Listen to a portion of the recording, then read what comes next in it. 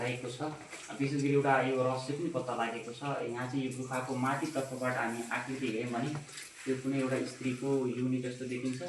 यहाँबाट पानी बगिरहेको छ र यो पानी यहाँ यसको ठिक तल सोझो तल यो शिवलिङ्गको आकार हामी हर तरहले यसलाई हेऱ्यौँ भने यो शिवको आकारमा रहेको छ। यो पुरै चट्टान नै र हामी यसलाई अझै नजिकबाट पनि हेर्न सक्छौँ।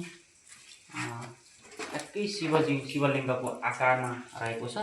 यसको बनोट हेऱ्यौँ भने नि यसको अद्भुत रहस्यमय रहेको छ र त्यो योनिबाट बगेको जल ट्याक्कै यो शिवलिङ्गमा परेको छ। हामी यहाँ देख्न सक्छौँ, भिडियोमा हामी डाइरेक्ट देख्न सक्छौँ। यो एउटा योनि आकृतिबाट बगेको जल यो शिवलिङ्गको सेन्टर भागमा परेको छ। यो अत्यन्त रहस्य रहेको छ। यसको आध्यात्मिक लाभ, यसको अनन्त ऊर्जा रहेको छ। विशेष गरी सन्तान प्राप्ति, सन्तानको सुख प्राप्ति